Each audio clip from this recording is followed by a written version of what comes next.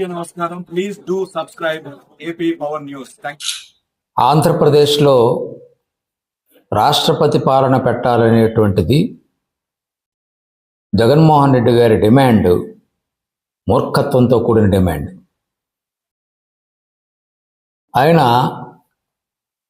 ముఖ్యమంత్రిగా ఒక అంతఃపురంలో కూర్చొని రాజభోగాలు అనుభవించాడు.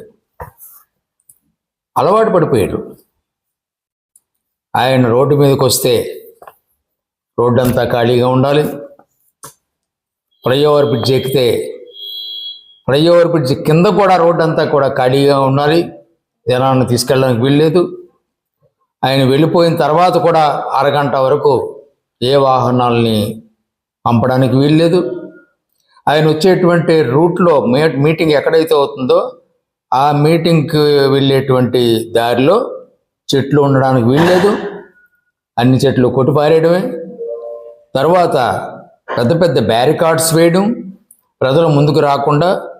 ఆ పిల్లలు కూడా ఎక్కడైనా ఉంటే పిల్లలు కూడా దారిలో ఉన్నటువంటి వాళ్ళు ఇతనికి కనబడకుండా వాడికి బురకాలు తయారు చేయడం, ఇవన్నీ కూడా అలవాటు పడిపోయాడు. విచిత్రమైనటువంటి పరిపాలనలో 5 ఏళ్ళు గడిపేశారు. ఇప్పుడు ప్రతిపక్షంలోకి వచ్చిన తర్వాత 20 ఏళ్ళు నేను ముఖ్యమంత్రిగా ఉంటానని కలలు కన్నటువంటి జగన్మోహన్ రెడ్డి గారు ప్రతిపక్షంలోకి రావడాన్ని ఆయన భరించలేకపోతున్నారు. భరించలేక ఈవేళ ఏం చేయాలో అర్థం కానటువంటి పరిస్థితిలో చివరికి వారి తాలూకు సమావేశంలో కూడా ఈ ఓటమి ఎలా వచ్చింది నాకు అర్థం కావడం లేదు, భరించలేకపోతున్నాను, నేను హిమాలయాలకు వెళ్ళిపోదాం అనుకున్నాను అనేటువంటి మాట అన్నారంటే ఎటువంటి సైకాలజీ, మానసికమైనటువంటి పరిస్థితి ఉందో మనకు అర్థమవుతుంది. జగన్మోహన్ రెడ్డి గారు ఈవేళ రాష్ట్రంలో జరుగుతున్నటువంటివి ఆయన సృష్టించినవి కొన్ని ఉన్నాయి, సొంతంగా వ్యక్తిగతమైనటువంటి కారణాలతో తనుకున్నటువంటివి కొన్ని ఉన్నాయి, ఇతర కారణాలతో కొన్ని ఉన్నాయి. అన్ని రాజకీయ కారణాలే కాదు. అయితే ఇవాళ దాన్ని ఆసరాగా తీసుకుని నేను ఢిల్లీలో 24వ తేదీన ధర్నా చేస్తానన్నారు. చేయండి, మంచిదే. కానీ నేను సింహాన్ని, నాకు ఎవరు అక్కర్లేదు, ఒంటరిగానే పోరాటం చేస్తాను ఎన్నికల్లో అన్నటువంటి జగన్మోహన్ రెడ్డి గారు, ఆయనకి ఈవేళ ఇతర రాజకీయ పార్టీలు అవసరం వచ్చాయి. నేను ఢిల్లీలో ధర్నా చేస్తాను కాబట్టి, ఈ ప్రభుత్వం మీద పోరాడాలి కాబట్టి మీరందరూ రండి, కలిసి రండి అని ఆయన పిలిపివ్వడం అనేటువంటిది మరి ఆయన దిగజారుడుతనానికి నిదర్శనం కాదా? ప్రధానంగా 22వ తారీఖు నుంచి శాసనసభ సమావేశాలు.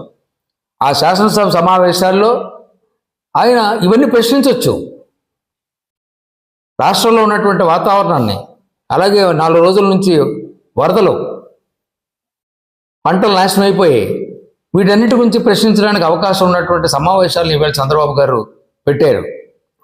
దాన్ని వాడుకోకుండా కేవలం ఈ శాసనసభ సమావేశాలని ఎగ్గొట్టడం కోసం, డొమ్మా కొట్టడం కోసం 24ని ఢిల్లీలో కార్యక్రమాన్ని పెట్టడం, వారందరికీ కూడా రాష్ట్రపతి పాలన పెట్టండి అని మనం డిమాండ్ చేద్దాం అని పార్లమెంట్ సభ్యులకు చెప్పడం చూస్తే ఎంత మూర్ఖత్వమైనటువంటి డిమాండో మనకు అర్థమవుతుంది. ప్రజాస్వామ్యానికి అర్థం తెలియని వ్యక్తి జగన్మోహన్ రెడ్డి గారు.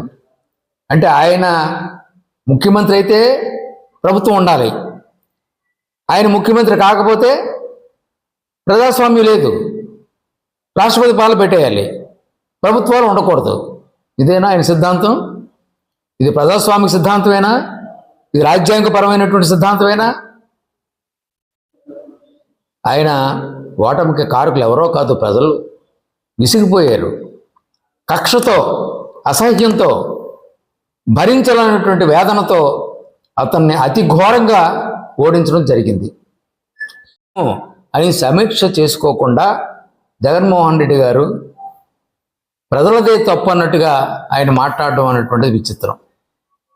తర్వాత ఆయన ఓటమికి పాడిగట్టినటువంటి ఆయన యొక్క నలుగురు బంధువులు ఉన్నారు. ఆ నలుగురు ఎవరండి? రాష్ట్ర ప్రజలందరికీ తెలుసు కదా. ఇప్పుడు వారు ఎక్కడున్నారండి?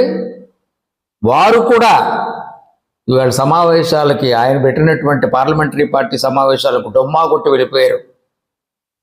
అంటే తనకు పాడిగట్టినటువంటి తన నలుగురు బంధువులు కూడా తనని అతి త్వరలో విడిచిపెట్టిపోయేటువంటి రోజులు మనకు స్పష్టంగా కనబడుతున్నాయి. తాను తెలుసుకోవాలి. ఒక పార్టీకి రాజకీయ నాయకుడిగా ఉన్నటువంటి వారు ఆ పార్టీని బతికించుకోవడం కోసం ఇంకా కొంతమంది అతను ఓట్లు వేశారు. పొరపాట్లో గ్రహపాట్లో ఓట్లు వేసినటువంటి ప్రజలు ఇంకా ఉన్నారు కదా. అంచేతను ప్రజా సమస్యల గురించి మాట్లాడడానికి అతను 10 మంది ఉన్నవండి, 11 మంది ఉన్నవండి ఎమ్మెల్యేలు. ఒంటరిగా ఉన్నటువంటి పార్టీలు కూడా ఉన్నాయి గతంలో. కరుణానిధి అవనివ్వండి, జయలలిత అవనివ్వండి, ఇటువంటి వారందరూ కూడా. అలాగే ఆంధ్రప్రదేశ్ శాసనసభలో కూడా ఒంటరిగా పోరాటం చేసినటువంటి పార్టీలు మార్క్సిస్ట్ అటువంటి పార్టీలు కూడా ఉన్నాయి. అటువంటి వారు కూడా ప్రజా సమస్యల మీద స్పందించేవారు. ఫ్రంట్ సీట్లకు అవకాశం ఇచ్చేవారు. దీనికి ఫ్రంట్ సీట్లో అవకాశం ఉంటుంది. ఒక మేజర్ పార్టీగా 10 మంది ఉన్నా అది మేజర్ పార్టీ కింద ఉంటుంది. ఆయన ప్రతి సమావేశాన్ని కూడా, ప్రతి సబ్జెక్ట్ని కూడా ఆయన ప్రారంభించేటువంటి అవకాశం అతనికి ఉంటుంది. రేపు గవర్నర్ ప్రసంగం మీద అవనివ్వండి, ఇతర బిల్లు మీద అవనివ్వండి, అన్నిటికీ మొదటిసారిగా అతనే ప్రారంభించాలి. ఆ అవకాశాలన్నీ కూడా వదులుకొని శాసనసభ నుండి పారిపోయేటువంటి సంస్కృతి. రెండవది విష సంస్కృతి. ప్రజలు ఇచ్చినటువంటి, ఆంధ్రప్రదేశ్లో ప్రజలు ఇచ్చినటువంటి అపూర్వమైనటువంటి తీర్పుని పరిహసించేటువంటి విధంగా ఢిల్లీ నడివీధిలో ఆయన ధర్నాలు చేయడం అనేటువంటిది చాలా అమానుషమైనటువంటి చర్య, అవమానకరమైనటువంటి చర్య.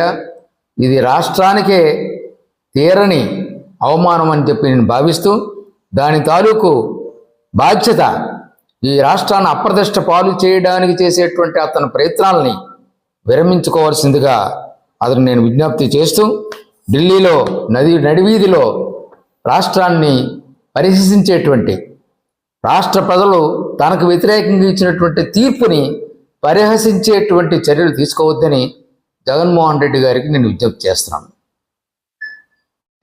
Please subscribe our channel AP Power News.